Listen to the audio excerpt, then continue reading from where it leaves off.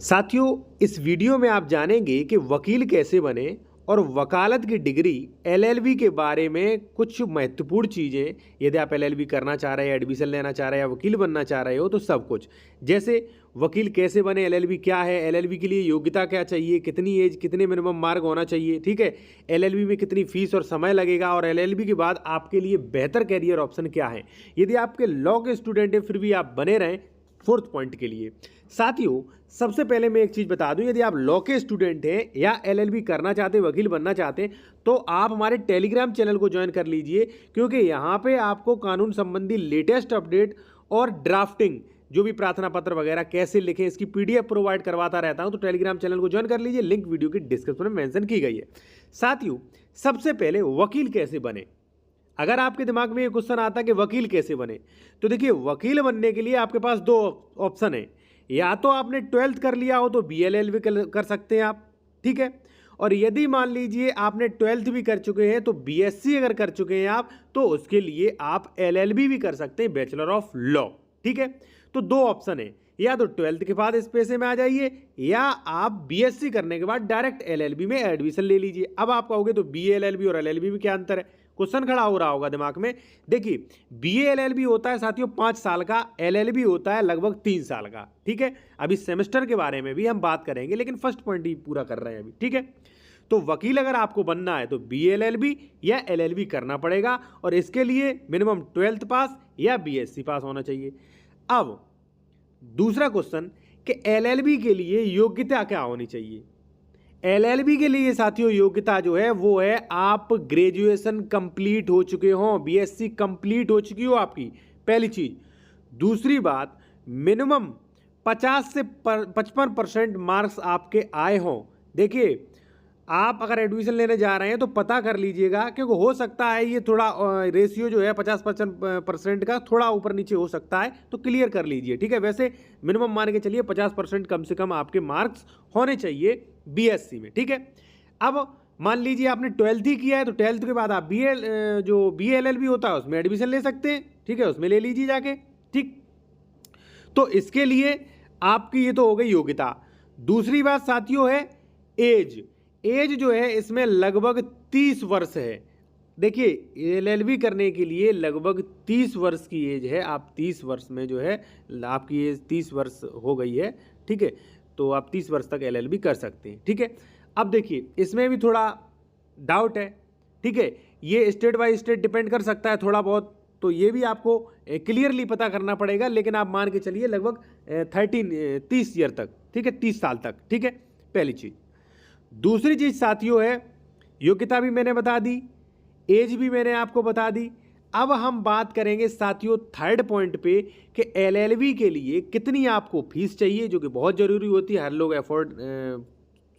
लोग सोचते हैं भाई फीस कितनी लगेगी और समय कितना आपको देना पड़ेगा, ठीक है।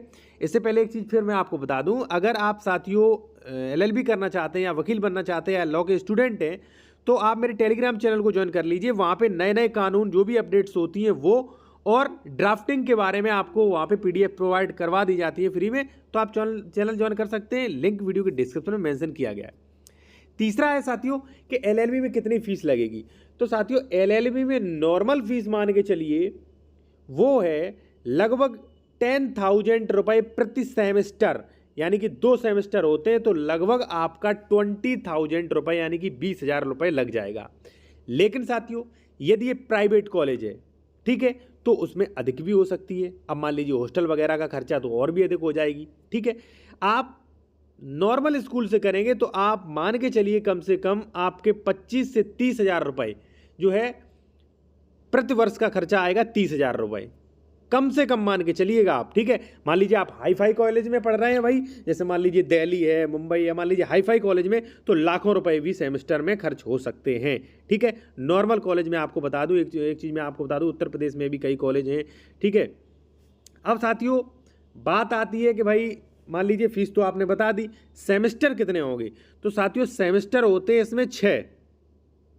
एलएलबी आप करेंगे तो 6 सेमेस्टर आपको देने पड़ेंगे, जो कि 3 साल में हो जाती है, और वहाँ पे अगर मान लीजिए बैक लग गई आपकी तो फिर दिक्कत हो जाती है। अब साथियों क्या है, मैं एक चीज़ बता दूं कि एलएलबी आप कर रहे हैं या लॉ के स्टूडेंट हैं आप, तो तो एलएलबी की एक चीज़ और है, वहाँ पे पासिंग मार्क जो है वो 33% नहीं रहता है, वहाँ पे पासिंग मार्क रहता है साथियों लगभग 48%। ठीक है, थोड़ा बहुत कम मान लीजिए, वरना इतना ही रहता है 45 या 48%। यानी कि आपको एग्जाम में 48% मिनिमम मार्क्स नंबर लाने पड़ेंगे तभी आप पास होगे। ठीक है, और सेमेस्टर होंगे इसमें 6, प्रत्येक सेमेस्टर की फीस मान के चलिए आप कम से कम 15,000 रुपये, और इस हिसाब से लगभग 90,000 से 1 लाख रुपए आपका खर्च हो जाएगा। सबसे सस्ते स्कूल में पढ़ोगे तब आप। ठीक है, मिनिमम बता रहा हूं मैं आपको।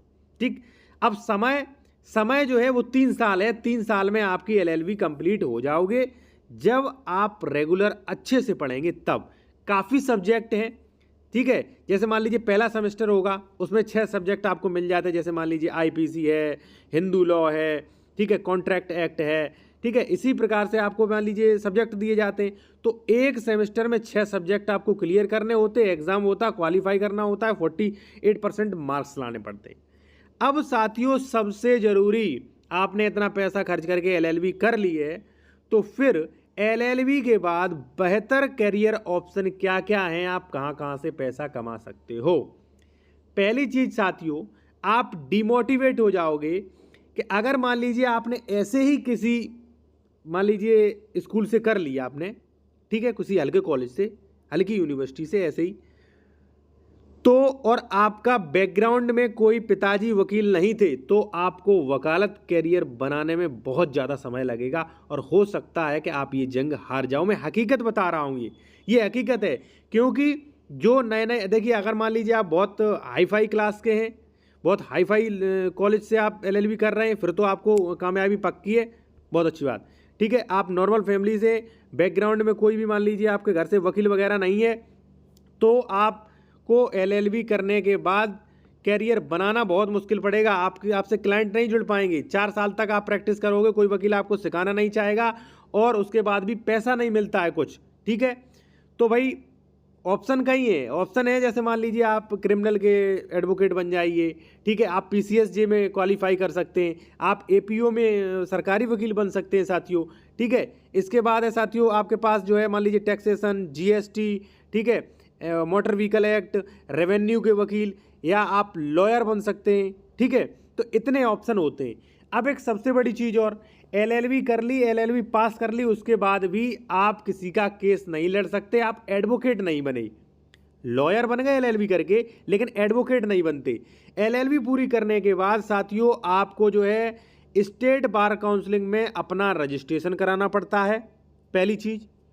ठीक है, रजिस्ट्रेशन कराने के बाद आपको 2 अटेम्प्शन दिए जाएंगे, 2 मौका दिए जाएंगे कि 2 मौके में आप ऑल इंडिया बार एग्जामिनेशन क्वालिफाई कर दीजिए, और नहीं किया तो फिर वहाँ पे आपको फिर से दिक्कत आएगी। अब कोई भी कानूनी सलाह है, मान लीजिए टेलीग्राम चैनल को ज्वाइन करना चाहते हैं,